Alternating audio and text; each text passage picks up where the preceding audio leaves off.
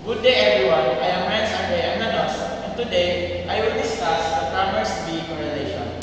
Kramers-Lee correlation is a statistical measurement that shows the relationship between two categorical variables. It's like a tool that shows how strongly these variables are connected. It's a way of understanding pattern in data and showing how these groups are related to each other. So in solving Kramers-Lee correlation, we need to utilize this formula where V is equal to square root of x raised to the power of 2 all over n times r or c minus 1, where x raised to the power of 2 is the chi-squared statistic and n is the total number of observations, while the r are the number of rows in the table and c is the number of columns in the table. And by the way guys, the chi-squared statistic is already given in our problems because it might take some time to solve this chi-squared statistic. And that's how we will find the Kramers-Lee correlation of the variables by utilizing this formula.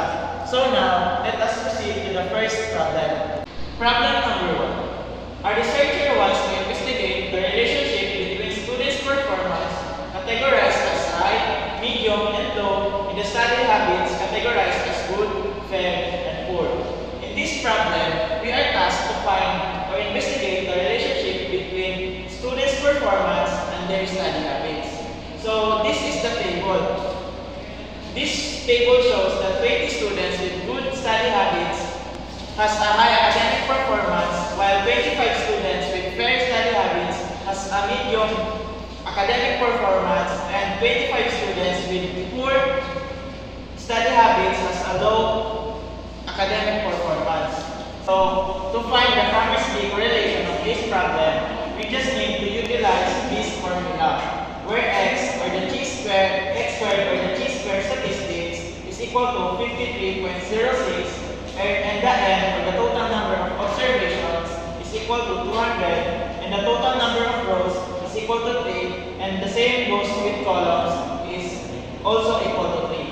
So to find the total number of observations, we just need to sum up all these numbers in the table and we will get the 200. So by using this formula, let us substitute all this given. So the x squared or the chi-squared statistic is equal to 53.06, and this is the 53.06 or the chi-squared statistics. And the total number of observations is 200, and it will be multiplied to the total number of columns or the total number of rows substituted by 1. It depends on your choice if you want to use rows or the total number of columns.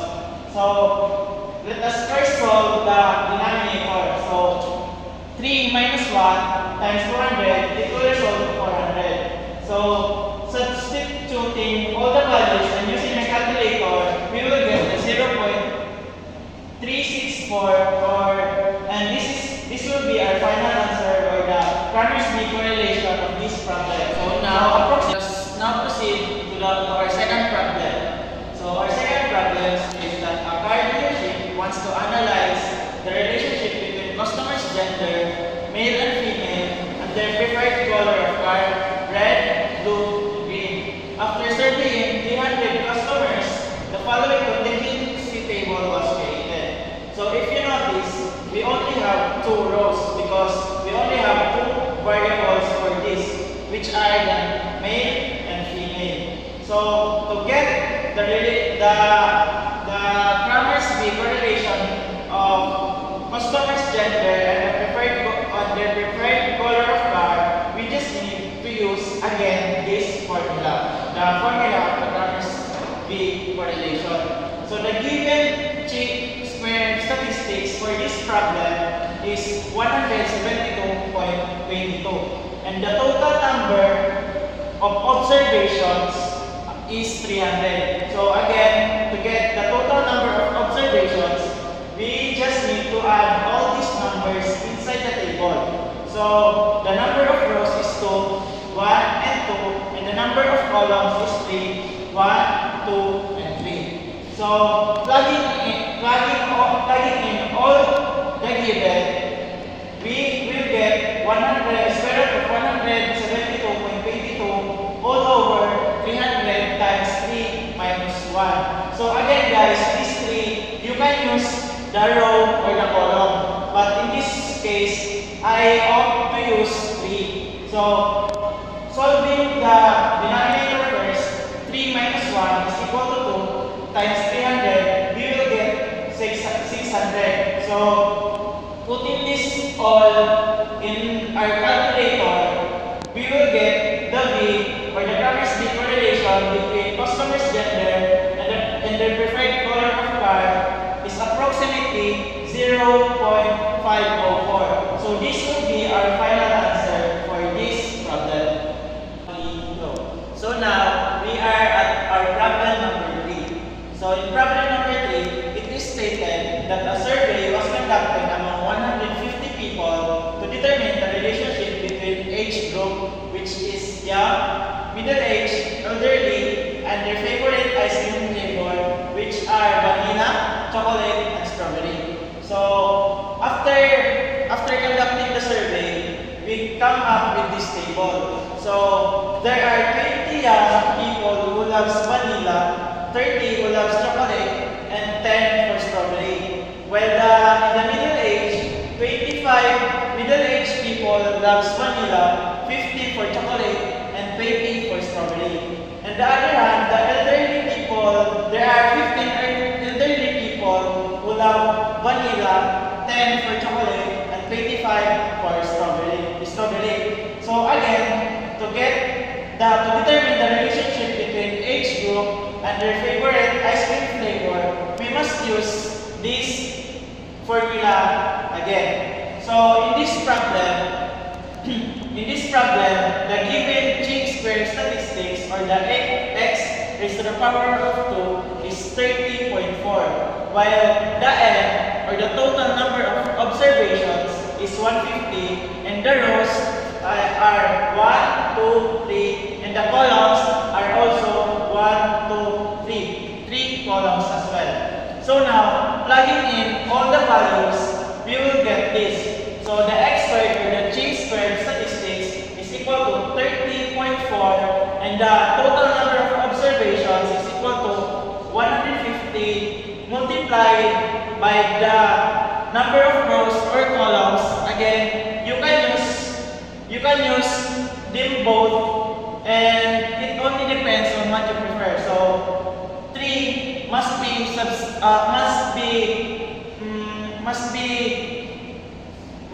subtracted by 1. So solving first the denominator, we will get 300, because 150 times 3 minus 1 is equal to 300. So using your calculator, input all this value and you will get 0.336. So 0.336 is the relationship between age group and their favorite ice cream. So that's how we get the relationship. By simply using this formula, we will get what is needed to find. So that's for problem number 3. So now we are at problem number 4. So problem number 4 states that a technology survey was conducted among 250 participants to determine the relationship between age group, teenagers, adults, seniors, and their preferred smartphone operating system, which are iOS, Android, and other. So the resulting contingency table is as follows. So this is the table. So there are 40 teenagers who prefers iOS as their smartphone operating system, 60 for Android, and 10 for other operating systems. While in adults, there are 30 who prefers iOS, 70 for Android, and 20 for others. And on the other hand, for the seniors, there are 20 seniors who prefers using iOS as their smartphone operating system, and 30 for Android, and lastly 50 for other. So in this problem, we are assigned to determine the relationship between age group and their preferred smartphone operating system. So again, to find that, we will use this formula, the Kramers formula. So for this problem, the given chi-square statistics is 62.8, and the total number of observations. So the sum of all of these numbers is 250, and the total rows is again 3 rows because we have 3 variables, and 3 columns again because we also have 3 variables for another group. So plugging in all the given, we will get 62 or square root of 62.8 all over 250 times 3 subtracted by 1. So 3 minus 1 is equal to 2 times 250, we will get 500. So again, using your calculator, input all this given to your calculator, and we will get approximately 0.474. This will be our final answer. So 0.474 is the Kramer-Smith correlation between age group and their preferred smartphone operating system. So that's for problem number 4. So now we are down to our last problem. So problem number 5. A study was conducted among 200 voters to determine the relationship between political affiliations, namely Democrat, Republican, and Independent, and voting preferences, candidate A, candidate B, candidate C. The resulting contingency is as follows. So this is the contingency table. And for this problem, we are tasked to determine the relationship between political affiliation and voting preferences.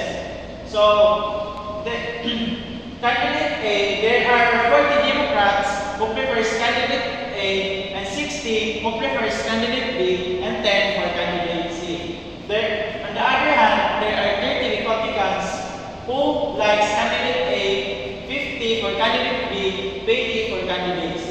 So, for the independent, there are 20 independent who prefers candidate A and 30 for candidate B, while 50 for candidate C. So, again guys, we have 3 columns because we have 3 variables: the Democrat, Republican, and Independent. So, suppose this is our group 1, and our group 2 will be the second group, the second set of variables, which are candidate A, candidate B, and candidate C. So we also have 3 variables, which means we will have 3 columns. Candidate A, first column, the middle column will be candidate B, and the last column will be candidate C.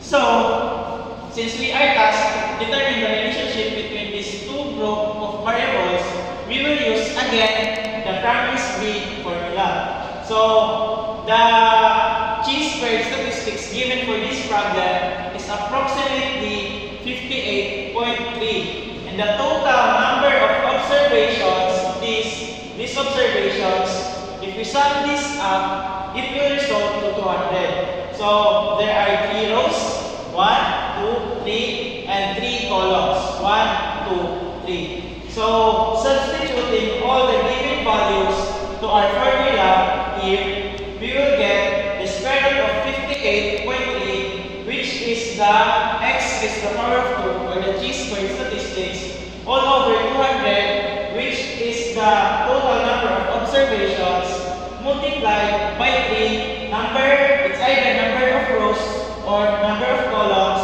subtracted by 1. So computing the denominator, we will get 400 because 3 minus 1 is equal to 2 times 200, so it will result to 400. So using again the calculator, we will get 0.475. So this is our final answer, 0.475. So to determine the relationship between political affiliation and voting preferences, by using Kramer-Smith correlation, we will get 0.475. So that's how you get the relationship between 2 variables using Kramer-Smith Kramer's-Lee correlation. So if you notice, guys, there is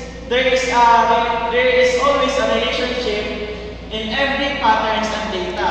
So to get that relationship, we just simply need to use this formula. And referring to the chi-squared statistics, so there is a certain way to get that, guys, but in these problems, in this context, we only focus on getting the Kramer's-Lee correlation. But in getting this, or the chi-squared statistics, there is a process, but it is a long process and it will take too much time to get. So what I did is to solve it first, and it will be a given for each problem. So that's all for my report, guys, and thank you for listening. And yeah.